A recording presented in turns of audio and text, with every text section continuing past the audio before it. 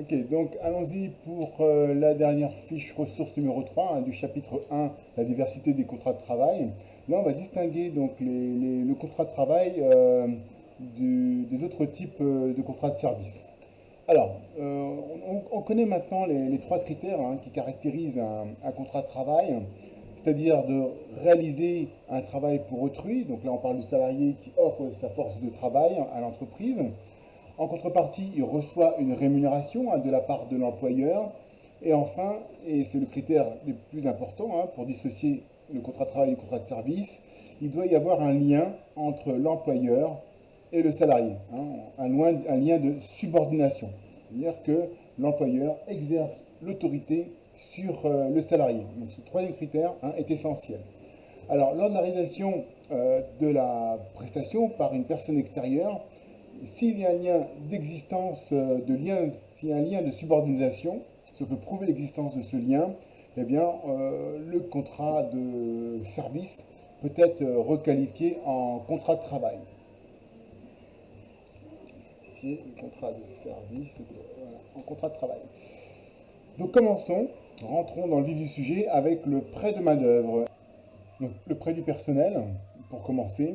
Donc il faut savoir, c'est que certaines entreprises peuvent mettre à disposition leur personnel, ce qu'on appelle le prêt du personnel, à une autre entreprise dès lors que cette opération soit faite de manière non lucrative. Alors, il y a trois conditions pour cela. Pour que ce soit autorisé par le code du travail, il faut que la prestation réalisée soit différente de l'activité principale de l'entreprise utilisatrice. Ça veut dire, à titre d'exemple, que si vous êtes une entreprise d'hôtellerie-restauration et qu'on vous prête du personnel, c'est simplement pas pour travailler en salle ou en restaurant, pour remplir des tâches liées à l'activité principale, c'est-à-dire la vente de repas dans le restaurant ou la vente de prestations d'hébergement, c'est-à-dire mettre en disposition des chambres. Par contre, on peut vous prêter du personnel pour l'entretien de ces chambres, pour la maintenance, pour aider donc à des tâches, on va dire, fonctionnelles et non pas opérationnelles. La deuxième condition, c'est que l'entreprise utilisatrice n'a pas d'autorité sur le personnel extérieur. On a vu que le lien de subordination pouvait engendrer une requalification du contrat en CDI. Ici, il ne faut pas qu'il y ait d'autorité d'un responsable de l'entreprise utilisatrice. Donc pour ça, s'il y a quelque chose à dire à ce personnel extérieur, il faut se vous adresser directement à l'entreprise prêteuse. Et la troisième condition, c'est que la rémunération concerne uniquement les tâches facturées, forfaitairement. C'est-à-dire que on va prendre le salaire, ce qu'on va payer aux salariés, les charges sociales, les frais professionnels, voilà, toutes les dépenses qui ont engendré donc, le prêt de salariés. Donc pas du tout comment dire, pas de marge bénéficiaire, ici il n'y a pas de bénéfice qui rentre en jeu. L'usage donc de cette pratique de prêt de personnel, ça permet donc de répondre à des situations de crise telles qu'on la connaît aujourd'hui avec la crise du Covid-19 et afin d'éviter par exemple le chômage partiel. Donc l'accord du personnel est requis et est signifié dans un avenant au contrat de travail. Donc il n'y a aucune mesure de s'y refuse, on ne doit pas à le sanctionner ou à le pénaliser ou à le discriminer. Voilà, c'est pas comme les accords d'entreprise où si le salarié refuse d'être, je sais pas moi, la mobilité ou refuse d'aller travailler à tel endroit, eh bien son refus signifie un licenciement pour faute. Donc là, c'est pas le cas. Ici, en cas de désaccord, il n'y aura rien à l'encontre du salarié. Donc passons maintenant au point suivant. Le point suivant, il s'agit de la sous-traitance. Donc ici, faire ou faire faire, là il est la question. La sous-traitance, c'est quoi? C'est lorsqu'une entreprise qui est le donneur d'ordre a recours au service d'une autre entreprise, le sous-traitant, pour exécuter toute ou partie d'une activité qu'elle ne souhaite pas faire elle-même, pour des raisons économiques ou pour des raisons, par exemple, que ce ne soit pas son cœur de métier. Je prends l'exemple d'une entreprise, je prends l'exemple de l'hôtellerie-restauration, faire la gestion du personnel en sens où il faut réaliser les bulletins de paye, des choses comme ça, la facturation, la comptabilisation. c'est pas l'activité principale de l'entreprise, c'est pas son cœur de métier.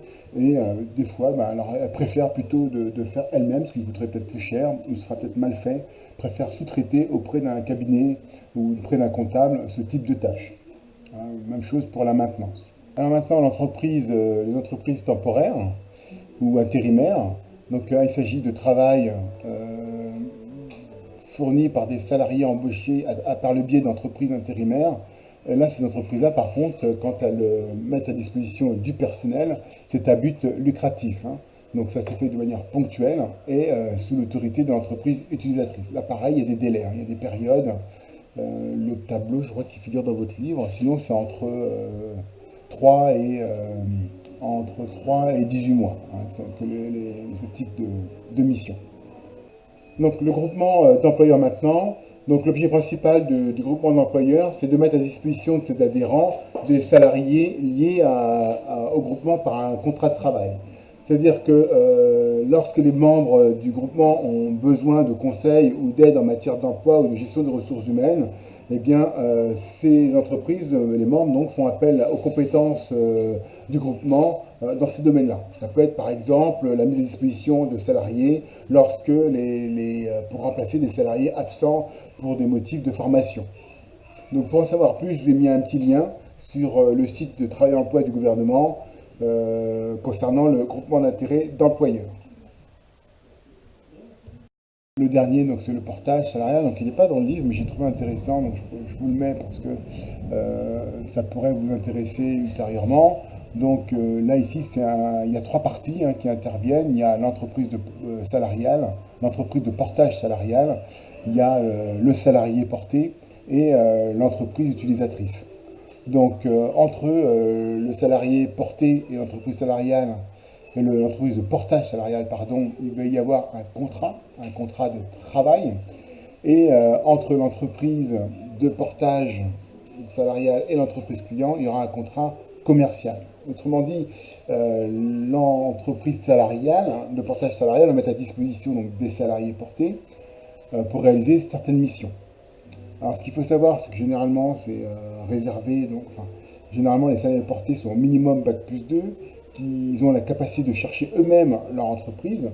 Donc, c'est pas l'entreprise de portage salarial qui va trouver les missions, hein, c'est le salarié porté qui doit être de lui-même à faire cette action d'aller voir les entreprises pour décrocher leur contrat.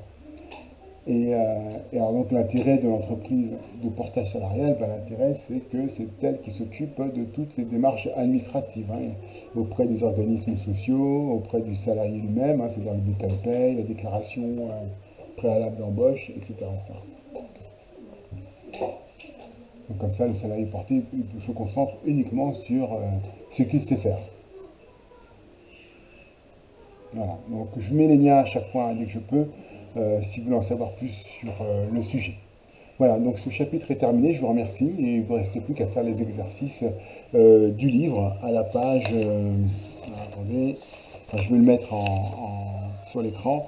Donc c'est les applications de la page 5, l'exercice à la page 5 jusqu'à la page 8 à réaliser, et après on verra ensemble pour les applications. Merci, je vous remercie, à bientôt.